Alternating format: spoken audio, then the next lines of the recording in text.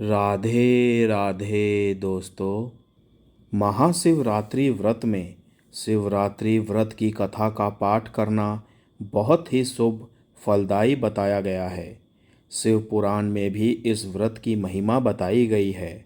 शिव पुराण के अनुसार जाने अनजाने में भी जो मनुष्य और जीव महाशिवरात्रि का व्रत कर लेता है वो शिव कृपा का भागी बन जाता है और उससे यमराज के दूत भी दूर रहते हैं। इसीलिए महाशिवरात्रि व्रत में शिव भक्तों को महाशिवरात्रि की इस कथा का पाठ जरूर करना चाहिए। वीडियो में आगे बढ़ने से पहले आप सभी से अनुरोध है, मेरे चैनल को सब्सक्राइब करके बेल आइकन को ज़रूर प्रेस कर दीजिएगा। तो चलिए कथा को शुरू करते हैं। पूर्व काल की बात है। चित्रभानु नामक एक शिकारी था। वो शिकार करके अपने परिवार का पालन पोषण करता था। उस शिकारी पर साहूकार का काफ़ी कर्ज था, लेकिन वो उसका कर्ज समय पर नहीं चुका पाया। फिर साहूकार ने शिकारी को शिव मठ में बंदी बना लिया। जिस दिन उसे बंदी बनाया गया उस दिन शिवरात्रि थी। चतुर्दशी के दिन उसने शिवरात्रि व्रत की कथा सुनी और शाम होते ही साहूकार ने उसे अपने पास बुलाया और ऋण चुकाने के बारे में कहा। उसके बाद वो फिर शिकार की खोज में निकला। बंदी गृह में रहने के कारण वो बहुत ही भूखा था। शिकार की तलाश में वो बहुत दूर निकल आया। अंधेरा होने पर उसने जंगल में ही रात बिताने का फैसला किया और एक पेड़ पर चढ़ गया। उसी पेड़ के नीचे एक शिवलिंग था जो बेलपत्र के पत्तों से ढका हुआ था। शिकारी को उसके बारे में जानकारी नहीं थी। पेड़ पर चढ़ते समय उसने जो टहनियाँ तोड़ी वो शिवलिंग पर गिरती रही। इस तरह से भूखे प्यासे रहकर शिकारी का शिवरात्रि का व्रत हो गया और शिवलिंग पर बेलपत्र भी चढ़ गए। रात के समय एक हिरनी पानी पीने तालाब पर आई। शिकारी जैसे ही उसका शिकार करने जा रहा था तभी हिरनी बोली, मैं गर्भवती हूँ, शीघ्र ही प्रसव करूँगी। तुम एक साथ दो जीवों की हत्या करोगे।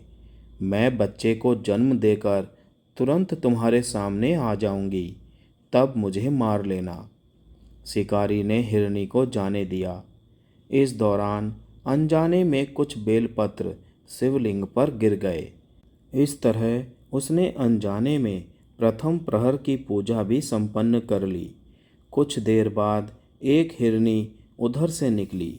जैसे ही शिकारी उसे मारने के लिए धनुष बाण चढ़ाया तो हिरनी ने विनम्रतापूर्वक निवेदन किया कि हे शिकारी, मैं थोड़ी देर पहले ही ऋतु से निवृत्त हुई हूँ, कामातुर विरहिणी हूँ, अपने प्रिय की तलाश में हूँ। अपने पति से मिलकर मैं तुम्हारे पास आ जाऊंगी। शिकारी ने उसे भी जाने दिया। रात का आखिरी पहर बीत रहा था, तब भी कुछ बेलपत्र शिवलिंग पर जा गिरे।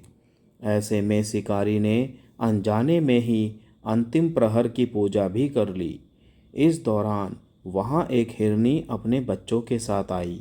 उसने भी शिकारी से निवेदन किया और शिकारी ने उसे जाने दिया। इसके बाद शिकारी के सामने एक हिरन आया। शिकारी ने सोचा, अब तो मैं इसे यहाँ से नहीं जाने दूंगा, इसका शिकार करके रहूँगा। तब हिरन ने उससे निवेदन किया कि मुझे कुछ समय के लिए जीवनदान दे दो। शिकारी ने पूरी रात की घटना उस हिरन को सुना दी।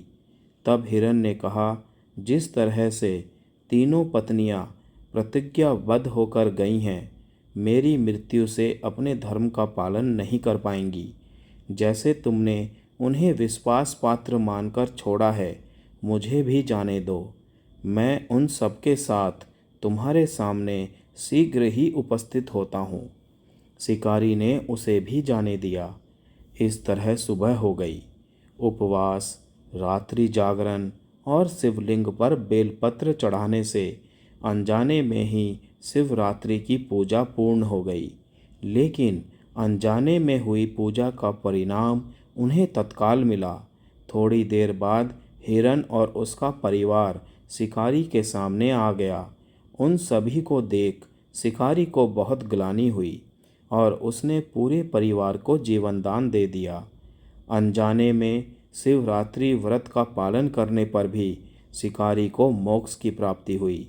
जब मृत्यु काल में यमदूत जीव को ले जाने आए तो शिवगणों ने उन्हें वापस भेज दिया और उसे शिवलोक ले गए। शिवजी की कृपा से चित्रभानु अपने पिछले जन्म को याद रख पाए। शिवरात्रि के महत्व को जानकर उसका अगले जन्म में भी पालन कर पाए। ओम नमः शिवाय।